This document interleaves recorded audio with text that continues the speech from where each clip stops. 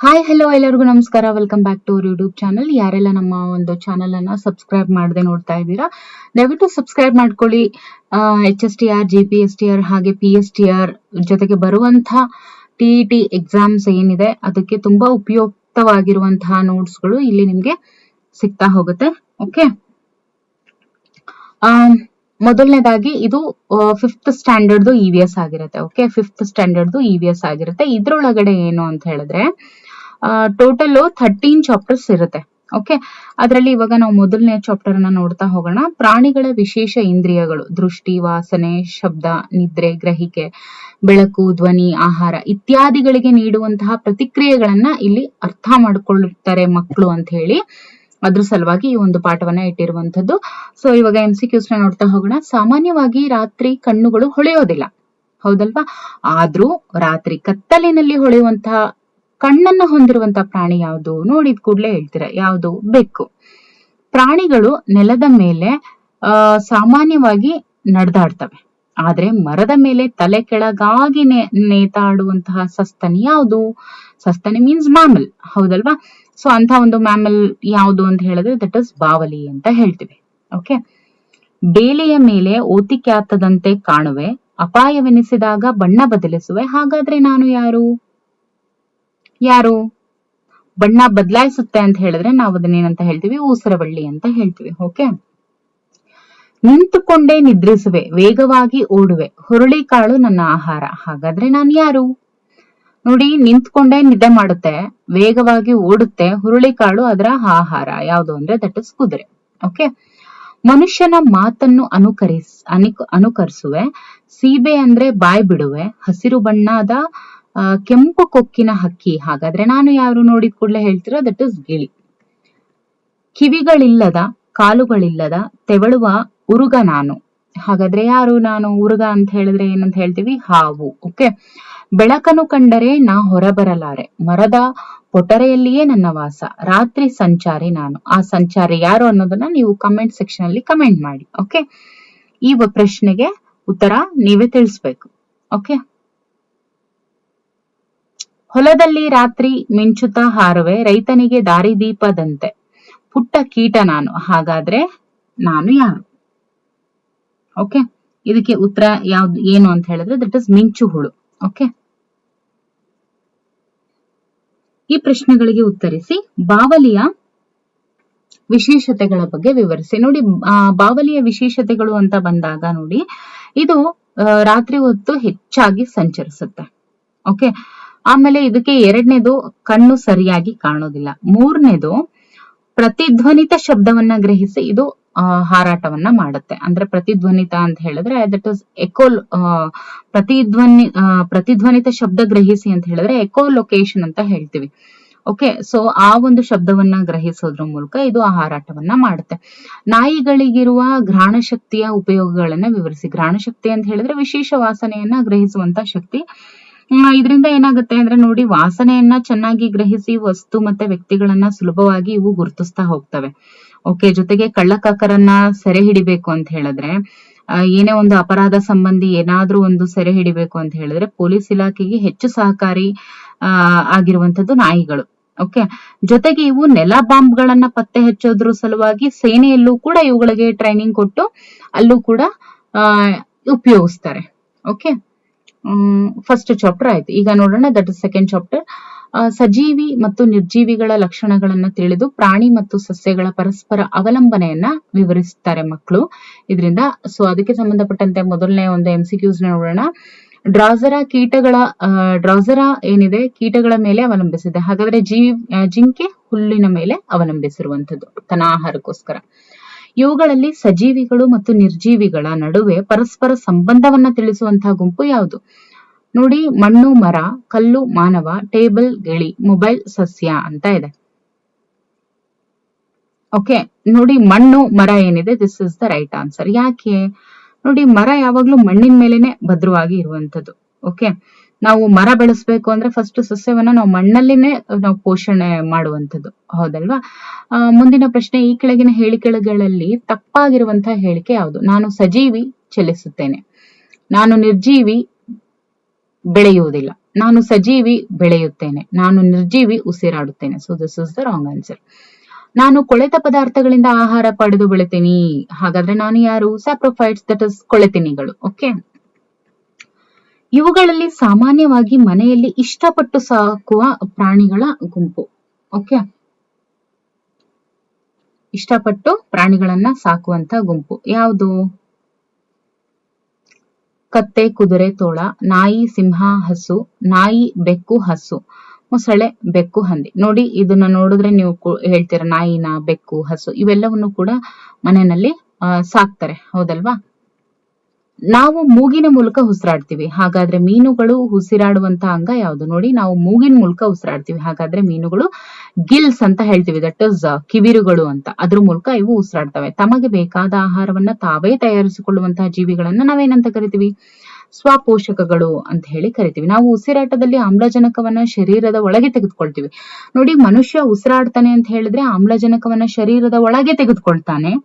Okay, carbon dioxide ಅನ್ನ release ಮಾಡ್ತಾನೆ.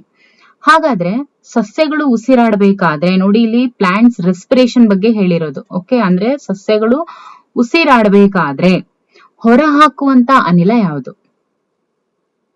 Okay, ಸಸ್ಯಗಳು ಉಸಿರಾಡಬೇಕಾದ್ರೆ ಹೊರ ಹಾಕುವಂತ ಅನಿಲ ಯಾವುದು ಅಂತ ಅಂದ್ರೆ that is carbon dioxide. Carbon dioxide ಅನ್ನ ಸಸ್ಯಗಳು ಏನಿರ್ತವೆ ಅವು ಹೊರಗಡೆ ಹಾಕುವಂಥದ್ದು. ಓಕೆ, ಮುಂದಿನ ಪ್ರಶ್ನೆ, ಈ ಪ್ರಶ್ನೆಗಳಿಗೆ ಉತ್ತರಿಸಿ ಅಂತ ಇದೆ. ಚೇತನನು ಎತ್ತಿನ ಗಾಡಿ ಕಟ್ಟಿಕೊಂಡು ಹೊಲಕ್ಕೆ ಹೊರಟಿದ್ದಾನೆ. ಚೇತನ ಅನ್ನುವಂಥ ವ್ಯಕ್ತಿ ಏನಿದಾನೆ ಎತ್ತಿನ ಗಾಡಿ ಕಟ್ಕೊಂಡ್ಬಿಟ್ಟು ಹೊಲಕ್ಕೆ ಹೊರಡ್ತಾ ಇದ್ದಾನೆ. ಗಾಡಿಯಲ್ಲಿ ಗುದ್ಲಿ, ಪಿಕಾಸಿ, ಹೊಸದಾಗಿ ನಾಟಿ ಮಾಡೋದಕ್ಕೆ ಮಾವಿನ ಸಸಿಗಳನ್ನು ಕೂಡ ಒಂದು ಎತ್ತಿನ ಗಾಡಿನಲ್ಲಿ ಇಟ್ಕೊಂಡಿದ್ದಾನೆ. ಅವನ ಮನೆಯ ನಾಯಿಯೂ ಆತನ ಗಾಡಿಯನ್ನ ಹಿಂಬಾಲಿಸ್ತಾ ಇದ್ದಾರೆ. ಇಲ್ಲಿರುವ ಸಜೀವಿಗಳು ಮತ್ತು ನಿರ್ಜೀವಿಗಳನ್ನ ಪತ್ತೆ ಮಾಡಿ ಅಂತ ಇದೆ. ನೋಡಿ, ಇಲ್ಲಿ ಸಜೀವಿಗಳು ಅಂತ ಬಂದಾಗ ಮಾವಿನ ಸಸಿ, ಓಕೆ, ಜೊತೆಗೆ ನಾಯಿ, ಜೊತೆಗೆ ಚೇತನ, ಫಸ್ಟ್ ಈತನೇ ಬರೋದು, ಜೊತೆಗೆ ಎತ್ತು. ಓಕೆ, ಇವೆಲ್ಲವೂ ಏನಿದಾವೆ ಇವು ಸಜೀವಿಗಳು. ಓಕೆ, ನಿರ್ಜೀವಿಗಳು ಅಂತ ಬಂದಾಗ ಈ ಗುದ್ಲಿ, ಪಿಕಾಸಿ ಮತ್ತೆ ಗುದ್ಲಿ, ಪಿಕಾಸಿ ಏನಿದೆಯಲ್ಲ, ಜೊತೆಗೆ ಗಾಡಿ, ಎತ್ತಿನ ಗಾಡಿ, ಗುದ್ಲಿ, ಪಿಕಾಸಿ ಇವು ಮೂರು ಏನು ನಿರ್ಜೀವಿಗಳು. ಓಕೆ, 10ನೇ ಪ್ರಶ್ನೆ, ಶ್ರಾವಣಿಯ ಹೊಲದಲ್ಲಿ ಬಿದ್ದ ಕಲ್ಲು ಹಾಗೆಯೇ ಇದೆ. ಅದೇ ಹೊಲದಲ್ಲಿ ಆಕೆಯ ತಂದೆ ನೆಟ್ಟ ತೆಂಗಿನ ಮರ ಬೆಳೆಯುತ್ತಾ ಇದೆ. ಇದಕ್ಕೆ ಕಾರಣ ಏನಿರ್ಬೋದು? ನೋಡಿ, ಶ್ರಾವಣಿಯ ಹೊಲದಲ್ಲಿ ಬಿದ್ದ ಕಲ್ಲು ಹಾಗೆ ಇದೆ ಅಂದ್ರೆ ಕಲ್ಲು ಏನು ನಿರ್ಜೀವಿ, ಸೊ ನಿರ್ಜೀವಿಗಳು ಬೆಳೆಯೋದಿಲ್ಲ. ತೆಂಗಿನ ಮರ ಸಜೀವಿ ಆಗಿರೋದ್ರಿಂದ ಸಜೀವಿಗಳು ಬೆಳೆಯುವ ಗುಣಲಕ್ಷಣಗಳನ್ನ ಒಳಗೊಂಡಿರ್ತವೆ ಅಷ್ಟೇ. 11ನೇ ಪ್ರಶ್ನೆ ನೋಡಿ, ರಮೇಶನು ಸಸ್ಯಾಹಾರವನ್ನ ಮಾತ್ರ ಸೇವಿಸ್ತಾನೆ. ಅವನು ಹಸಿಯಾಗಿ ತಿನ್ನಬಹುದಾದಂತ ಆಹಾರ ಪದಾರ್ಥಗಳನ್ನ ಪಟ್ಟಿ ಮಾಡಿ ಅಂತ ಇದೆ. ಏನೇನೆಲ್ಲ ತಿನ್ಬೋದು? ಮಾವಿನ ಹಣ್ಣು, ಹಲಸಿನ ಹಣ್ಣು, ಜೊತೆಗೆ ತರಕಾರಿ ಅಂತ ಬಂದಾಗ ತರಕಾರಿಗಳು ಸೌತೆಕಾಯಿ, ಕ್ಯಾರೆಟ್ ಇವನ್ ತಿನ್ಬೋದು. ದ್ವಿದಳ ಧಾನ್ಯಗಳು ಅಂತ ಬಂದಾಗ ಹೆಸರು ಕಾಳು, ಕಡಲೆಕಾಳು, ಶೇಂಗಾ ಇವೆಲ್ಲವನ್ನು ಕೂಡ ತಿನ್ಬೋದು, ಹೌದಲ್ವಾ? ಇನ್ನು 12ನೇ ಪ್ರಶ್ನೆ, ಕಬೀರನು ಹೊಲವನ್ನ ಹದ ಮಾಡಿ ಬೆಳೆಯನ್ನ ಬೆಳಿಬೇಕು ಅಂತ ಅನ್ಕೊಂಡಿದ್ದಾನೆ. ಹಾಗಾದ್ರೆ ಅವನು ಕೈಗೊಳ್ಳಬೇಕಾದಂತ ಚಟುವಟಿಕೆಗಳನ್ನ ಕ್ರಮವಾಗಿ ಪಟ್ಟಿ ಮಾಡಿ ಅಂತ ಇದೆ. ನೋಡಿ, ಹೊಲವನ್ನ ಹದ ಮಾಡಿ ಬೆಳೆಯನ್ನ ಬೆಳಿಬೇಕು ಅಂತ ಇದ್ದಾನೆ. ಹಾಗಾದ್ರೆ ಇದಾದ ನಂತರ ಏನೇನೆಲ್ಲ ಚಟುವಟಿಕೆಗಳನ್ನ ಆತ ಮಾಡಬೇಕು ಅನ್ನೋದನ್ನ ಕ್ರಮವಾಗಿ, ಅಂದ್ರೆ ಒಂದಾದ್ಮೇಲೆ ಒಂದ್ ಹೇಳ್ಬೇಕು, ಅಂದ್ರೆ ಯೂನಿಫಾರ್ಮ್ ಆಗಿ ನಾವು ಹೇಳ್ತಾ ಹೋಗ್ಬೇಕು. ಇದಾದ್ಮೇಲೆ ಇದೇ ಮಾಡ್ಬೇಕು ಅಂತ ಹೇಳ್ತಾ ಹೋಗ್ಬೇಕು. ಏನು ನೋಡಿ, ಮೊದಲನೇದಾಗಿ ಸೊ ಬೆಳೆಯನ್ನ ಇವಾಗ ಹೊಲನ ಹದ ಮಾಡಿದ್ಮೇಲೆ ಏನ್ ಮಾಡ್ಬೇಕು? ಮೊದಲನೇದು ದಟ್ ಇಸ್ ಬೀಜವನ್ನ ಬಿತ್ತಬೇಕು, ಜೊತೆಗೆ ನೀರನ್ನ ಹಾಯಿಸ್ಬೇಕು, ಆಮೇಲೆ ಏನ್ ಮಾಡ್ಬೇಕು? ಗೊಬ್ಬರವನ್ನ ಹಾಕ್ಬೇಕು. ಓಕೆ, ಆಮೇಲೆ ಏನ್ ಮಾಡ್ಬೇಕು? ಕಳೆಯನ್ನ ತೆಗಿಬೇಕು, ಆಮೇಲೆ ಕೀಟನಾಶಕವನ್ನ ಸಿಂಪಡಿಸ್ಬೇಕು. ಓಕೆ, ಅದಾದ ನಂತರ ಕಟಾವು, ಅದಾದ ನಂತರ ಓಕೆ ಮೀನ್ಸ್ ಕಟಾವು, ಸುಗ್ಗಿ ಅಂತ ಹೇಳ್ತೀವಿ. ಓಕೆ, ಇದರ ಒಂದು ಕಂಪ್ಲೀಟ್ ಚಾಪ್ಟರ್ ನಾವು ಕ್ರಾಪ್ ಪ್ರೊಡಕ್ಷನ್ ಅಂಡ್ ಮ್ಯಾನೇಜ್ಮೆಂಟ್ ಅಂತ ಹೇಳಿ 8th ಸ್ಟ್ಯಾಂಡರ್ಡ್ ಅಲ್ಲೇನೋ 7th ಸ್ಟ್ಯಾಂಡರ್ಡ್ ಅಲ್ಲಿ ಬರುತ್ತೆ ಆ ಟಾಪಿಕ್. ಅದ್ರೊಳಗಡೆ ಇದ್ರ ಬಗ್ಗೆ ನಾವು ಸಂಕ್ಷಿಪ್ತವಾಗಿ ನಾವು ನೋಡ್ತಾ ಹೋಗ್ತೀವಿ. ಸೊ ಬೇಸಿಕ್ ಆಗಿ ಇದನ್ನ ನಾವು ತಿಳ್ಕೊಂಡಿರ್ಬೇಕು. ಏನು? ಮೊದಲನೇದು ಹೊಲವನ್ನ ಹದ ಮಾಡಿದ್ಮೇಲೆ ಬೀಜವನ್ನ ಬಿತ್ತಬೇಕು, ನೀರನ್ನ ಹಾಕ್ಬೇಕು, ನೆಕ್ಸ್ಟ್ ಗೊಬ್ಬರವನ್ನ ಹಾಕ್ಬೇಕು, ಕಳೆ ತೆಗಿಬೇಕು, ಕೀಟನಾಶಕವನ್ನ ಸಿಂಪಡಿಸ್ಬೇಕು, ಅದಾದ ನಂತರ ಕಟಾವು ಮತ್ತೆ ಸುಗ್ಗಿ. ಜೀವಿಗಳ ಪ್ರಮುಖ ಲಕ್ಷಣಗಳನ್ನ ಪಟ್ಟಿ ಮಾಡಿ ಅಂತ ಇದೆ. ಜೀವಿಗಳು ಏನ್ ಮಾಡ್ತವೆ? ಉಸಿರಾಡ್ತವೆ, ಆಹಾರವನ್ನ ಸೇವಿಸ್ತವೆ, ಚಲನೆಯನ್ನ ಮಾಡ್ತವೆ, ಬೆಳವಣಿಗೆಯನ್ನ ಹೊಂದಿರ್ತವೆ, ಜೊತೆಗೆ ಸಂತಾನೋತ್ಪತ್ತಿ. ಹೌದಲ್ವಾ? ನಮ್ ತರ ಯೂಸ್ಫುಲ್ ಆಗ್ಲಿ ಅಂತ ಹೇಳಿ ವಿಡಿಯೋಸ್ ಮಾಡ್ತಾರೆ, ಯೂಸ್ ಮಾಡ್ಕೊಳ್ಳೋರು ವಿಡಿಯೋವನ್ನ ನೋಡ್ತಾರೆ. ಇವೆಲ್ಲ ಏನು? ಸಜೀವಿಗಳ ಪ್ರಮುಖ ಲಕ್ಷಣ. ಹೌದಲ್ವಾ? ಎಸ್, ಈಗ 14th ಪ್ರಶ್ನೆ ಏನು? ಸಸ್ಯಾಹಾರಿ, ಮಾಂಸಾಹಾರಿ ಮತ್ತು ಮಿಶ್ರಹಾರಿ ಪ್ರಾಣಿಗಳಿಗೆ ಎರಡೆರಡು ಉದಾಹರಣೆ ಕೊಡಿ ಅಂತ ಇದೆ. ನೋಡಿ, ಸಸ್ಯಾಹಾರಿ ಅಂತ ಬಂದಾಗ ಹಸು ಮತ್ತು ಜಿಂಕೆ, ಮಾಂಸಾಹಾರಿ ಅಂತ ಬಂದಾಗ ಹುಲಿ ಮತ್ತು ಸಿಂಹ, ಮಿಶ್ರಹಾರಿ ಅಂತ ಬಂದಾಗ ಮನುಷ್ಯ ಮತ್ತೆ ನಾಯಿ. ಸಸ್ಯ ಮತ್ತು ಪ್ರಾಣಿಗಳನ್ನು ನೀವು ಹೇಗೆ ರಕ್ಷಣೆ ಮಾಡುವಿರಿ? ನೋಡಿ, ಸಸ್ಯ ಮತ್ತು ಪ್ರಾಣಿ ಅಂತ ಕೊಟ್ಟಿದ್ದಾರೆ. ಸಸ್ಯಗಳನ್ನ ಯಾವ ರೀತಿ ರಕ್ಷಣೆ ಮಾಡ್ತೀವಿ? ನೆಡೋದ್ರ ಮೂಲಕ, ನೀರ್ ಹಾಕೋದ್ರ ಮೂಲಕ, ಮತ್ತೆ ಅದೇನಾದ್ರೂ ಹೂ ಬಿಟ್ರೆ ಅಥವಾ ಅದು ಚಂದವಾಗಿ ಹಣ್ಣು ಬಿಟ್ಟಾಗ ಅದನ್ನ ಯಾರು ಕಿತ್ಕೊಂಡು ಹೋಗ್ಬಾರ್ದು, ಜೊತೆಗೆ ಅದನ್ನ ಯಾರು ಹಾಳು ಮಾಡಬಾರ್ದು ಅಂತ ಹೇಳಿ ಬೇಲಿ ಹಾಕುವಂಥದ್ದು. ಇನ್ನು ಪ್ರಾಣಿಗಳು ಅಂತ ಬಂದಾಗ ಅದನ್ನ ಹಿಂಸೆ ಮಾಡಬಾರ್ದು, ಮತ್ತೆ ಆಹಾರವನ್ನ, ನೀರನ್ನ ಕೊಟ್ಟು ಅದಕ್ಕೆ ಏನ್ ಮಾಡ್ಬೇಕು?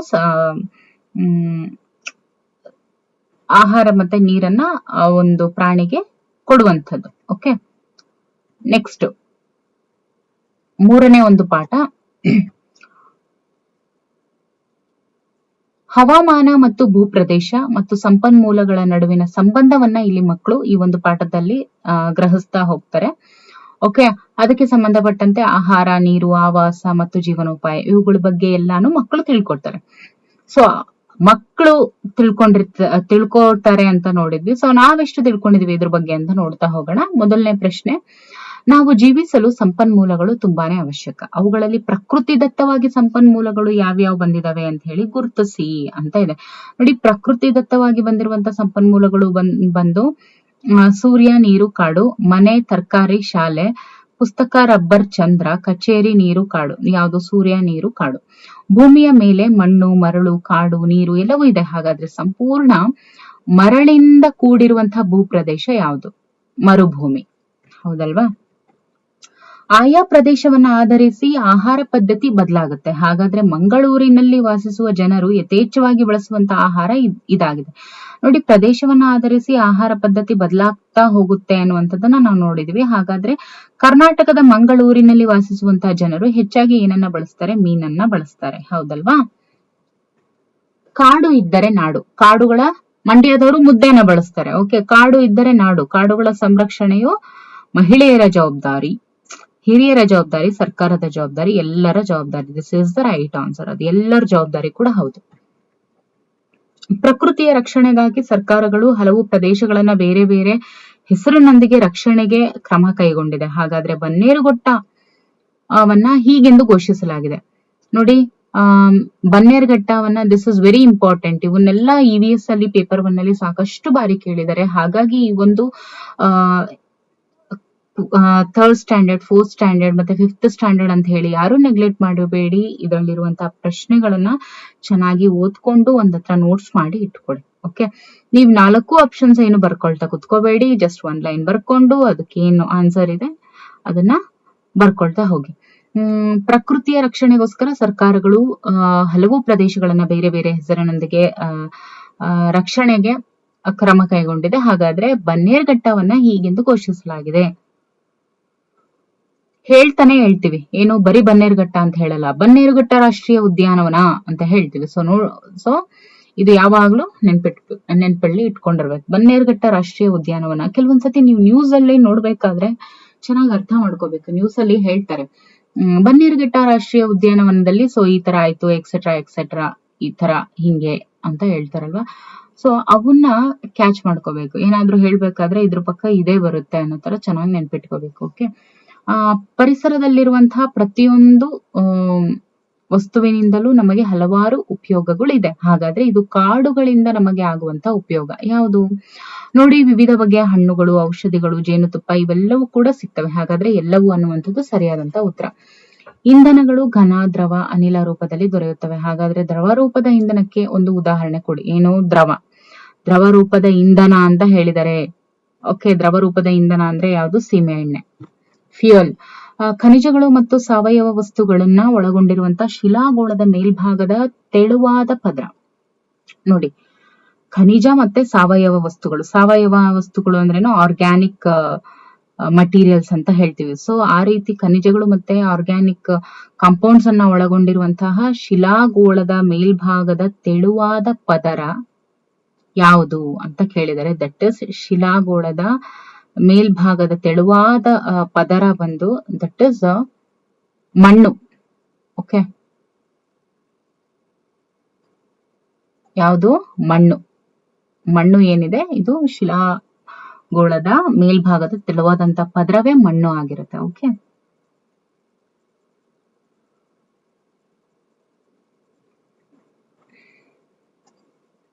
ಮುಂದಿನ ಪ್ರಶ್ನೆ. ಈ ಪ್ರಶ್ನೆಗಳಿಗೆ ಉತ್ತರಿಸಿ. ಶಾಲಿನಿಯ ತಂದೆ ದಿನಸಿ ವ್ಯಾಪಾರ ಮಾಡ್ತಾರೆ. ಅವರ ಅಂಗಡಿಯ ಎದುರು ಜೋಸೆಫ್ನ ತಾಯಿ ಹೂವನ್ನ ಮಾರ್ತಾಳೆ. ಓಕೆ, ದೂರದಲ್ಲಿ ಕಾಸಿಂನ ತಂದೆ ಮಡಿಕೆಯನ್ನ ತಯಾರಿಸಿ ಮಾರ್ತಾರೆ. ಪಕ್ಕದಲ್ಲೇ ಚಿನ್ನದ ಪಾಲಿಶ್ ಹಾಕುವ ಸಾನಿಕಾಳ ಅಣ್ಣ ಇದ್ದಾನೆ.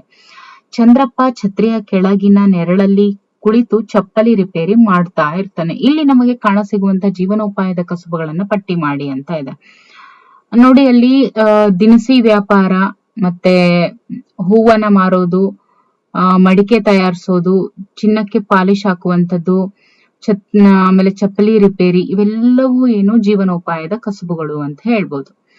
ಇನ್ನು ಶೈಕ್ಷಣಿಕ ಪ್ರವಾಸಕ್ಕೆಂದು ಮಂಗಳೂರಿಗೆ ಹೋದಾಗ ಮಕ್ಕಳು ಹೇರಳವಾದಂತಹ ಸಮುದ್ರದ ನೀರನ್ನ ಕಾಣ್ತಾರೆ. ಆಗ ಶಿಕ್ಷಕರು ಆ ನೀರನ್ನು ಕುಡಿಬೇಡಿ ಅಂತ ಹೇಳ್ತಾರೆ. ಹಾಗಾದ್ರೆ ಅದಕ್ಕೆ ಕಾರಣ ಏನು? ಇವಾಗ ನೀವೇ ಅನ್ಕೊಳ್ಳಿ, ಇವಾಗ ಯಾರೆಲ್ಲ ಟೀಚರ್ ಆಸ್ಪಿರೆಂಟ್ಸ್ ಇದ್ದೀರಾ, ಅಥವಾ ಯಾರಾದ್ರೂ ಟೀಚರ್ಸೇ ಇರ್ಬೋದು. ಸೊ ನೋಡಿ, ನೀವು ಮಕ್ಕಳನ್ನ ಕರ್ಕೊಂಡು ಹೋಗಿ ಅವ್ರು ಏನಾದ್ರು ಸಮುದ್ರದ ನೀರನ್ನ ಕುಡಿತಾ ಇದ್ದಾರೆ ಅಂದ್ರೆ ಏನಂತ ಹೇಳ್ತೀರಾ ನೀವು? ಕುಡಿಯುವಂತ ನೀರು ಫಸ್ಟ್ ಆಫ್ ಆಲ್ ಶುದ್ಧವಾಗಿರ್ಬೇಕು. ಸೊ ಅದ್ರಲ್ಲೂ ಸಮುದ್ರದ ನೀರು ಅಂತ ಬಂದಾಗ ಅದು ಲವಣಾಂಶ ಏನಿರುತ್ತೆ, ಸಾಲ್ಟ್ ಏನಿರುತ್ತೆ ಅದ್ರೊಳಗಡೆ ಜಾಸ್ತಿ ಇರುತ್ತೆ. ಹಾಗಾಗಿ ಅದು ಕುಡಿಯೋದಕ್ಕೆ ಯೋಗ್ಯವಾಗಿರಲ್ಲ. ಸೊ ಟೀಚರ್ಸ್ ಏನಂತ ಹೇಳ್ತಾರೆ, ಮಕ್ಕಳೇ ಆ ನೀರು ಕುಡಿಯೋದಕ್ಕೆ ನಾಟ್ ಪೋರ್ಟಬಲ್, ಸೊ ದಟ್ ಕುಡಿಬೇಡಿ ಅಂತ ಹೇಳ್ತಾರೆ. ಓಕೆ, ಸೊ ಮುಂದಿನ ಒಂದು ಪಾಠ, 4ನೇ ಪಾಠ, ಹವಾಮಾನದಲ್ಲಿನ ವಿದ್ಯಮಾನಗಳನ್ನ ಮಕ್ಕಳು ತಿಳ್ಕೊಳ್ಳುವಂಥದ್ದು ಮತ್ತು ಒಂದು ದಿನದಲ್ಲಿ ನಡೆಯುವಂತಹ ಬದಲಾವಣೆಗಳನ್ನ ಯಾವ ರೀತಿ ವಿವರಿಸಬಲ್ಲರು ಅನ್ನೋದಕ್ಕೋಸ್ಕರ ಈ ಒಂದು ಪಾಠವನ್ನ ಇಟ್ಟಿದ್ದಾರೆ. ಫಾರ್ ಎಕ್ಸಾಂಪಲ್, ಮೋಡ ಕವಿದ ವಾತಾವರಣ, ಮಳೆ, ಬಿಸಿಲು, ಗಾಳಿ, ಇದ್ರ ಬಗ್ಗೆ. ಸೊ ನಾವು ಕೂಡ ಎಷ್ಟು ಅವೇರ್ನೆಸ್ ಅನ್ನ ಇಟ್ಕೊಂಡಿದೀವಿ ಅಂತ ಇದ್ರಲ್ಲೂ ಕೂಡ ನೋಡ್ತಾ ಹೋಗೋಣ. ಮೊದಲನೇದಾಗಿ, ಇಂತಹ ಬಟ್ಟೆಯನ್ನು ನೀನು ಧರಿಸುವ ಕಾಲ ಯಾವುದು? ಇಲ್ಲಿದೆ. ಸೊ ಈ ತರ ಸ್ವೆಟರು, ಮತ್ತೆ ಮಂಕಿ ಕ್ಯಾಪು, ಇದನ್ನೆಲ್ಲ ಹಾಕೊಂಡು ಈ ತರ ನಾವು ಫುಲ್ಲಿ ಏನದು ಪ್ಯಾಕಪ್ ಆಗಿರುವಂತ ಕಾಲ ಯಾವುದು ಅಂತ ಹೇಳಿದ್ರೆ ದಟ್ ಇಸ್ ಚಳಿಗಾಲ. ಹೌದಲ್ವಾ? ನೆಕ್ಸ್ಟ್, ಬಿಸಿಲು ಹಾಗೂ ಮಳೆ ಎರಡೂ ಒಟ್ಟಾಗಿ ಬಂದಾಗ ಆಕಾಶದಲ್ಲಿ ನೀನು ಇದನ್ನು ಕಾಣುವೆ. ನೋಡಿ, ಬಿಸಿಲು ಮತ್ತೆ ಮಳೆ ಎರಡೂ ಕೂಡ ಒಟ್ಟಾಗಿ ಬಂದಾಗ ನಾವೇನ್ ಕಾಣ್ತೀವಿ? ಕಾಮನ ಬಿಲ್ಲನ್ನ ನಾವು ಕಾಣ್ತೀವಿ. ಸುರುಳಿ ಆಕಾರದಲ್ಲಿ ಧೂಳಿನ ಕಣಗಳನ್ನ ಹೊತ್ತು ಸುಳಿಯುವಂತಹ ಗಾಳಿ ಸುಂಟರ ಗಾಳಿ. ಓಕೆ, ಶೀಲಾಳ ತಂದೆ ಬೆಳೆದಿದ್ದೆಲ್ಲ ಕೊಚ್ಚಿಕೊಂಡು ಹೋಗಿದೆ. ಇದಕ್ಕೆ ಕಾರಣ ಏನು ನೋಡಿ? ಪ್ರವಾಹದಿಂದ ಮಾತ್ರ ಈ ರೀತಿ ಕೊಚ್ಚಿಕೊಂಡು ಹೋಗುವಂಥದ್ದು. ಓಕೆ, ಕನಕನ ತೋಟದಲ್ಲಿ ಕೊಳವೆ ಬಾವಿಯಿಂದ ಕಡಿಮೆ ನೀರು ಹರಿತಾ ಇದೆ. ಅವನು ಈಗ ಯಾವ ವಿಧದ ನೀರಾವರಿ ಅನುಸರಿಸಲು ಸಲಹೆ ನೀಡಬಹುದು? ನೋಡಿ, ಕನಕನ ತೋಟ ಇದೆ. ಆ ಕನಕನ ತೋಟದಲ್ಲಿ ಕೊಳವೆ ಬಾವಿ ಇದೆ. ಕೊಳವೆ ಬಾವಿಯಿಂದ ಕಡಿಮೆ ನೀರು ಬರ್ತಾ ಇದೆ. ಹಾಗಾದ್ರೆ ಅಂದ್ರೆ ಆ ನೀರಲ್ಲಿ ಕಡಿಮೆ ನೀರು ಹರಿತಾ ಇದೆ ಅಂತ ಹೇಳಿದಾಗ ಆತ ನೀರಾವರಿಗೋಸ್ಕರ ಯಾವುದನ್ನ ಅನುಸರಿಸಬಹುದು ಅಂತ ಹೇಳಿದ್ರೆ ದಟ್ ಇಸ್ ಹನಿ ನೀರಾವರಿ ಪದ್ಧತಿಯನ್ನ ಆತ ಅನುಸರಿಸಬಹುದು. 6ನೇ ಪ್ರಶ್ನೆ, ಮಳೆಯ ಮೋಡವನ್ನು ಕಂಡಾಗ ನಾ ಕುಣಿಯುವೆ. ಹಾಗಾದರೆ ನಾನು ಯಾರು? ನೋಡಿ, ಮಳೆಯ ಮೋಡವನ್ನ ಕಂಡಾಗ ನಾನು ಕುಣಿತೀನಿ. ಹಾಗಾದ್ರೆ ನಾನು ಯಾರು ಅಂತ ಕೇಳಿದರೆ ದಟ್ ಇಸ್ ಗೂಬೆ, ಕುಕ್ಕರೆ ಮತ್ತೆ ನವಿಲು ಅಂತ ಇದೆ. ನೋಡಿ, ಇದಕ್ಕೆ ಉತ್ತರ ಬಂದು ನವಿಲು. ನವಿಲು ಏನಿದೆ, ಮಳೆಯ ಮೋಡವನ್ನ ಕಂಡಾಗ ನವಿಲು ಕುಣಿಯುತ್ತಂತೆ. ಎಷ್ಟೋ ಜನಪದದಲ್ಲೂ ಕೂಡ ಕೆಲವೊಂದು ಒಗಟಿನಲ್ಲಿ ಎಲ್ಲ ಈ ತರ ಹೇಳ್ತಾರೆ. ಓಕೆ, ನೋಡಿ, ಇವಾಗ ಮಳೆ ಮೋಡವನ್ನು ಕಂಡಾಗ ನಾನು ಕುಣಿತೀನಿ. ಯಾರು ಕುಣಿತಾರೆ? ನವಿಲು. ಮಳೆಯ ಮೋಡವನ್ನ ಕಂಡಾಗ ನವಿಲು ಕುಣಿದಾಡುತ್ತಂತೆ.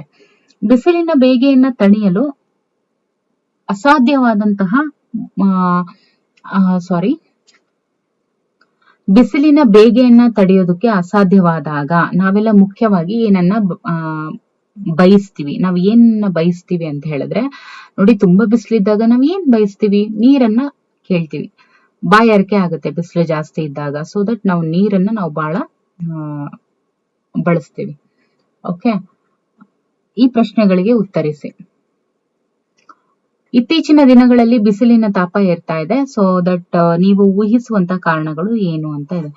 ಯಾಕೆ ಇವತ್ತಿನ ದಿನದಲ್ಲಿ ಬಿಸಿಲಿನ ತಾಪ ಹೆಚ್ಚಾಗ್ತಾ ಇದೆ ಅಂತ ಹೇಳಿದ್ರೆ, ವಾತಾವರಣದಲ್ಲಿ ತಾಪಮಾನ ಹೆಚ್ಚಾಗ್ತಾ ಇದೆ, ಅರಣ್ಯ ನಾಶ ಆಗ್ತಾ ಇದೆ, ನಗರೀಕರಣ ಆಗ್ತಾ ಇದೆ, ಕೈಗಾರೀಕರಣ ಆಗ್ತಾ ಇದೆ, ಹಾಗೆ ಜೊತೆಗೆ ಮುಖ್ಯವಾಗಿ ಅತಿಯಾದ ಪೆಟ್ರೋಲಿಯಂ ಬಳಕೆ ಕೂಡ ಆಗ್ತಾ ಇದೆ. ಸೊ ದಟ್ ಹಾಗಾಗಿ ಬಿಸಿಲಿನ ತಾಪ ಏರ್ತಾ ಇದೆ.